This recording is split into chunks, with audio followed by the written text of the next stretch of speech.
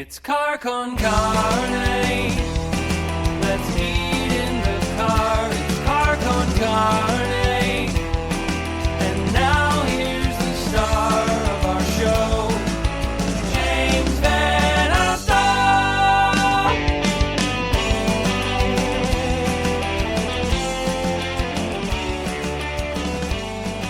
And here we are on Friday night. It is Car Con Carne. I'm James Van Alstyne, still here like I am every day and every night. It is Quarantine Con Carne. Sign up for the Car Con Carne email list. It's easy to do. It's on the front page of carconcarne.com. And in doing so, you will put yourself in the running for a $50 gift card to Byron's Hot Dogs, 2 locations on the north side of Chicago. Do that. Get yourself registered before New Year's Eve, please. And if you're into the whole podcast thing, which I imagine you are because you're either watching or listening right now, I also do another podcast for my corporate masters. I do the History of Alternative podcast on 101 WKQX on 101WKQX.com. You should check out our most recent episode. I co-hosted with John Manley, the night guy and all-around good dude at WKQX. We run through our picks for our favorite albums and songs for 2020. You may disagree with some, you may agree. In any event, I love lists. I'm sure you do too. Check that out. One final note, it's no secret, I have been loving throwing myself back into vinyl listening and collecting. I just bought this album. I haven't had this album for years. I bought this album, Susie and the Banshees Peep Show. I haven't listened to it in forever. I forgot how really freaking good it is. I was just listening to it before I started podcasting. I bring it up now because, holy shit, what a great album. All right, that all aside, it is podcast time. My guest tonight is Ryan Trembath. He is the author of the recently released book, Signature Shoes, The Athletes Who Wore Them, and delightful pop culture nuggets. Ryan, happy Friday to you, although every day feels like Monday, Tuesday. It doesn't even feel like a Friday, does it? No. How's it going, James? It's great. Yeah. So this is probably the latest I've had to hold a conversation with someone since the pandemic started, other than my wife, of course. The latest, even at night? Yeah, probably. Well, I'm sorry to keep you up. No, I know I'm up. I just sit at my house. So before we talk about your book, I'm looking. We're in your library or your private space here. Yeah. You've got stacks of VHS tapes behind you. I see Ghostbusters. I see Uncle Buck. I see The Godfather Part 2. Are those records right behind you? Yeah, and then I got some records right here, DVD collection, books. So, kind of just this is my bookshelf in my basement, basically. So are those records years old? Have you had them since you were young, or are you a new collector?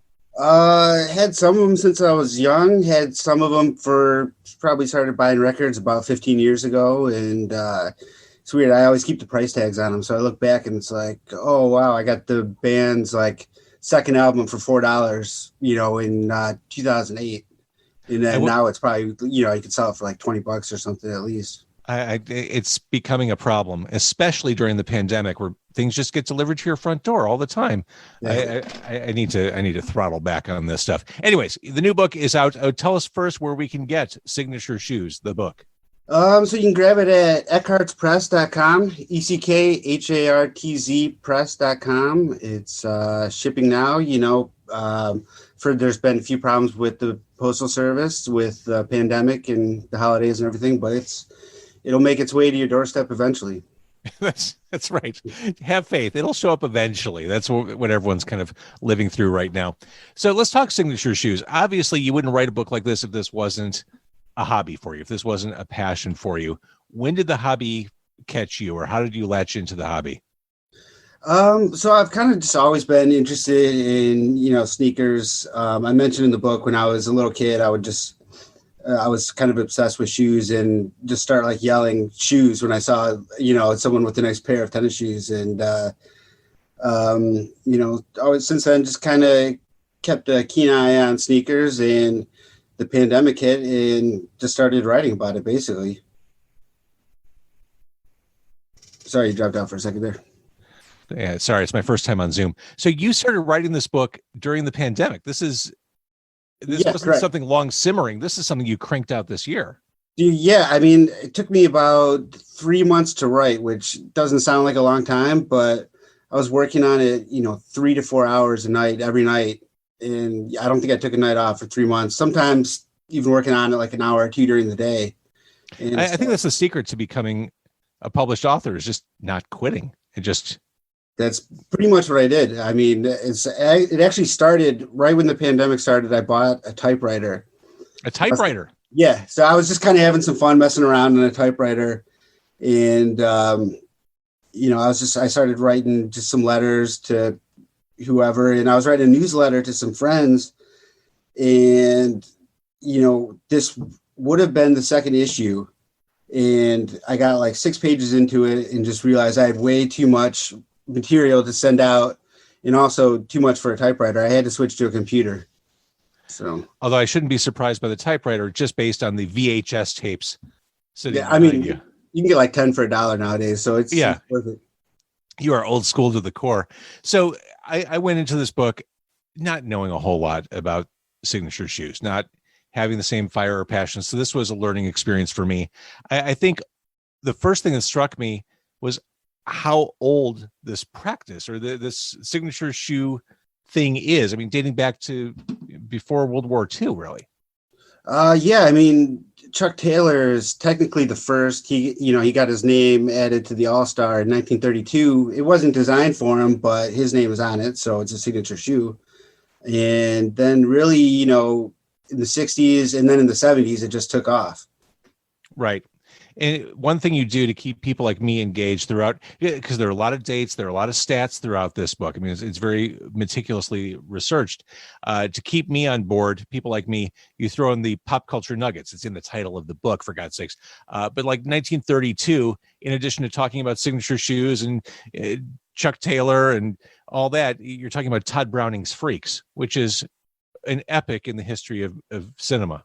Yeah, I thought, well, one thing, I always like, if I'm reading a book or something to like put you in context with what was happening historically, especially like you said, there's just so many dates being thrown around. You kind of get lost in the dates and you're like, oh, so what else was happening in the world, at this time? And, I think it's just kind of nice to have something like that. Yeah, it kind of grounds everything. So you talk about like All in the Family and The Godfather and the birth of ESPN, even Dark Side of the Moon. Yeah. I like that. It's a nice balance. Thanks. Yeah, I mean, Dark Side of the Moon it's everywhere now. It feels that way anyway. Like kids are, picking up that record, and it's funny you should say that. My daughter went shopping pre-pandemic with a bunch of her friends. They hit the mall, and she came home from one of the stores. She was a tween at this point. Came home with the Dark Side of the Moon like tie-dye shirt. Nice. Do you know what that is? No, but it looks cool. Exactly. Okay. Yeah. Whatever. Dark Side of the Moon, produced by Ellen Parsons, for God's sakes. One thing I remember when I was young, and I'm a bit younger than you, Ryan. When I was young, Keds were a big deal. People wore Keds. You don't really see people in Keds in the present day. Not really.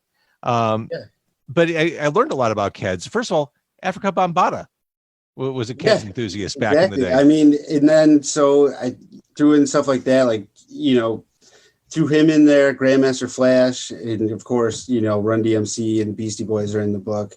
But yeah, Bambaataa, he made the Supers famous. They came out in 1969, so he wore those pretty much everywhere. Well, speaking of Run DMC, let's talk a little bit about Adidas.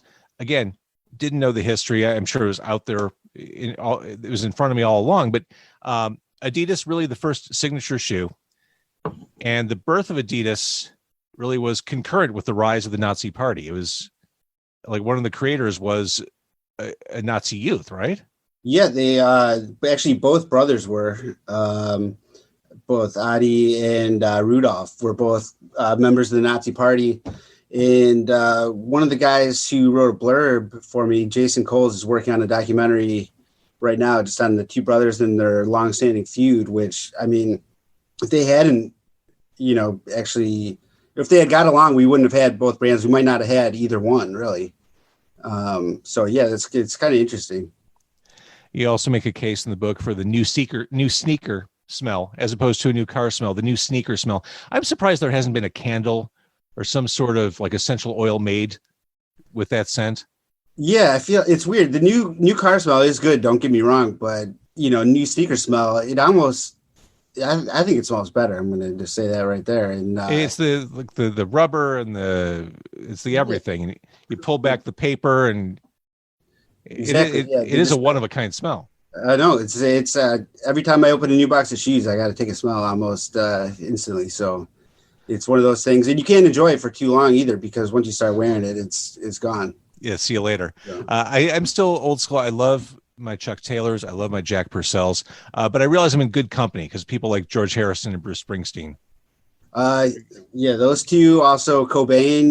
He famously wore them, and it's amazing that kids are still wearing them. They produced them. It seems like in just endless colors throughout the years, and I've never had a pair actually, which is kind of weird. I fell down the Converse rabbit hole early on in the pandemic, all kinds of coupons and specials, and I got a couple pairs of shoes sent to my house, and I realized I literally have nowhere to wear these to. I'm not going anywhere. I've got shoes; they're just in my closet now. I have a pair of Converse I've not worn since they arrived at my home. All right, well that's kind of a sad thing, but you'll get out there eventually. Yeah, right. I mean, it's life under a pandemic for sure. You talk about Arthur Ashe. Also, the rise of Vans is covered, which I felt like that was about important. sneakers. Yeah, even though they didn't come out with a signature shoe until 1989, I just love the story behind Vans, and Dogtown and Z-Boys is one of my favorite documentaries, if not my favorite documentary. So, and I make the case in the book that Stacy Peralta and Tony Alva, they pretty much designed the second shoe that Vans came out with. So, it could have easily been a signature shoe. Are you a Chicago native? I am, yeah. In fact, I went to Columbia College. I think. Oh, right on. I went there. I graduated without taking a math course. So as a Chicagoan, are these signature sneakers or are these signature gym shoes?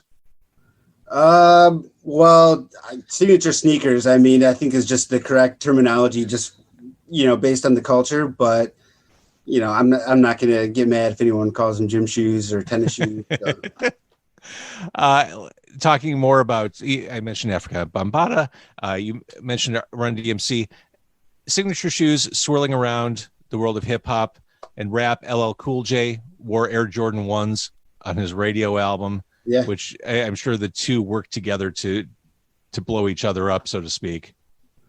I'm sure LL Cool J helped sell Jordans just because he was cooler than shit when that album came out. Yeah, definitely. No, I'm sure that was a conscious decision to wear them. I mean, and then, they basically just blew up, and the Jordan just changed everything. I mean, and Eazy-E he wore the Air Jordan 3s on an album. So it really just took over. You mentioned Rick Barry, and I swear to God, I'm embarrassed to say this, Ryan. My knowledge of Rick Barry is limited to back in maybe the late 70s, it must have been late 70s. Comic books had a Spalding ad on the back cover, and it was Rick Barry with Dr. J. And it was like a mini comic book with the two, or mini comic strip with the two of them. That's my knowledge of Rick Barry, is from reading comic books as a kid. Nice. But I learned more. Yeah, no, I mean, I feel like everyone has a weird thing where they just know someone from something completely unrelated to whatever they did, basically, to make their way in this world. So going past LL Cool J, ladies love Cool James, the 90s, the period of gluttony, this is when everything just went bananas, right? Yeah, I mean, basically, we have the Air Jordan to thank, but Shaquille O'Neal in 1992 got a signature shoe before he even stepped on the court. And I remember his basketball card, his rookie card, and the hype around that. And I don't know, I think they're probably worth like $1 now. But it was just crazy. Everyone, it seemed like, had a signature shoe. Dennis Rodman got one. His signature shoe actually just got re-released, and I'm kind of wondering if he even makes any money off that. But I kind of figure he probably doesn't, but who knows. And then I talked to a guy just the other day. He's like, "Oh, Larry Johnson, his shoe got re-released, so I just bought it because I had it when I was a kid." And Grandmama basically was his nickname.